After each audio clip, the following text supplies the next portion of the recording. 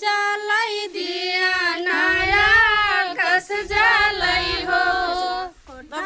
के ऊपर कोठरिया सा दिया नया कस जलाई दिया नया कस जलाई हो सासू तसो वैया ठरिया ननद जी कोठरिया ननद जी कोठरिया नी हो सासू सासू तसवतिया ठरिया ननद जी कोठरिया ननद जी कोठरिया नी हो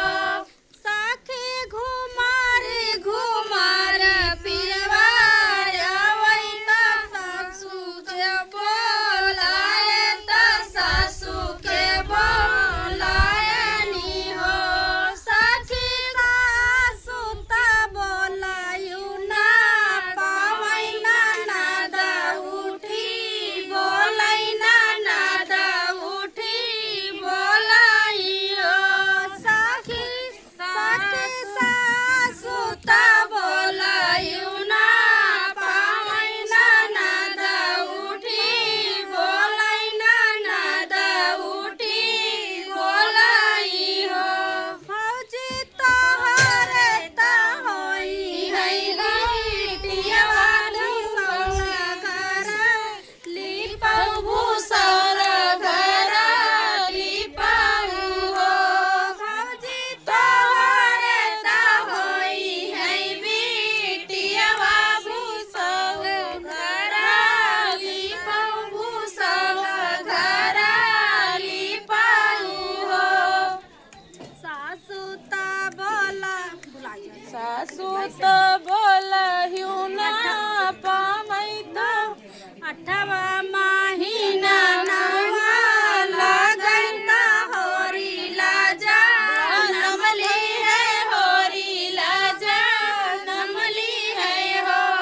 अठवा महीना नवा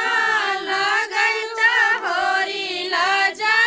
नमले है होरी लाजा नमले है हो एक पाँव धर लेवो सरवा दूसरे दरा वजवा दूसरे दरा वजवाही हो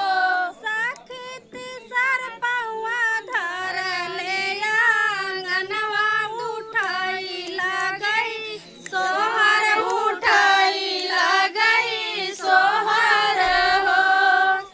नचता गावता ननदिया वैसा भौजी से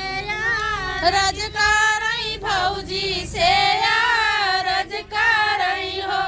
भौजी हमारे त भए है भतीजवा कंगन हमार लेबै कंगन हमार लेबै हो भौजी हमारे भए है भतीजवा कंगन हमार लेबै कंगन हमार लेबै हो नदी हमारे त भए है भैरियवा कंगनवा कैसे देबै कंगनवा कैसे देबै हो लेकिन फिर भी कंगना ले जरूर जरूर अच्छी बात है रीता दीदी कंगना लेंगे ना